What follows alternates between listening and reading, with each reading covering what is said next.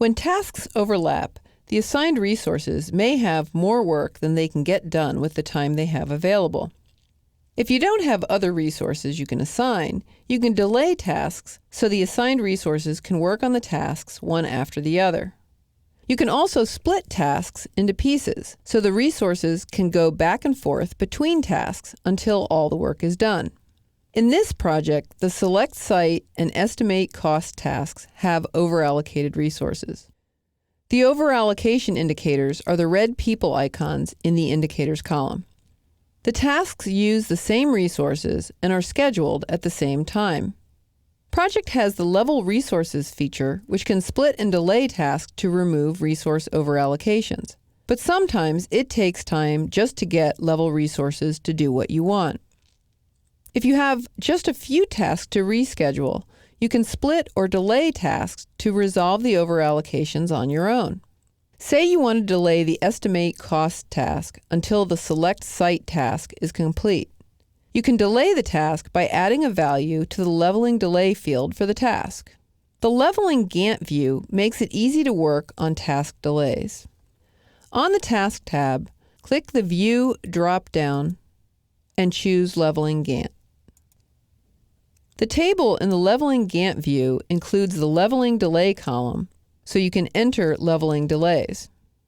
The leveling delay moves the start date out for the task and all its resource assignments.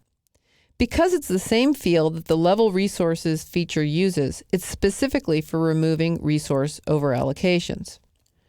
Let's expand the table so that we can see the dates for these tasks. In the Leveling Delay cell, you type the length of time to delay the task. In this example, the Estimate Cost task starts the same day as the Select Site task, November 1st. So you want to delay the task to start after the Select Site task finishes. You see in the table that the duration for the Select Site task is 5 days.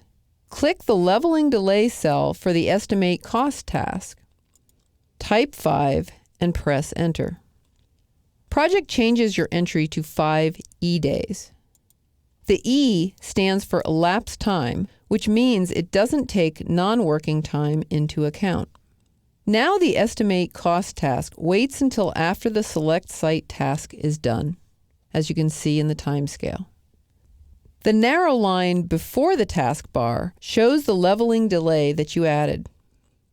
And you can see that the overallocated resource indicators have disappeared from the indicators cell. Even though you start one task after the other, you don't want to use a task link to do this. That's because the link would be there even if you decided to use a different resource. By using a leveling delay, it's much more obvious that the delay is there because of a resource overallocation. Splitting a task means that you break the task into pieces. Then you can schedule each piece separately. For example, the Finalize Lease task and the Hire Contractors task overlap and both use the Office Manager. Let's scroll to see these more clearly. Say you want to split the Finalize Lease task to squeeze in Hiring Contractors. On the Task tab, click Split Task, which looks like a broken taskbar. The pointer changes to a split taskbar pointer. Click the Finalize Lease taskbar where you want the split to start. In this case, it's on the date that the Hire Contractors task starts. Drag the split to where you want that part of the task to resume, at the end of the other task. Project splits the taskbar in two and moves the second part. The dotted line between the two pieces shows the split, and you can see that the resource overallocation indicators for both tasks disappear. Delaying a task is one way to remove resource overallocations. By using the Leveling Delay field, you make it clear that the delay is due to resource availability. If you decide to use different resources, you can remove the delays so the tasks occur as soon as possible. Splitting a task is another solution in which you break the task into 2 or more pieces so you can reschedule other work somewhere in the middle.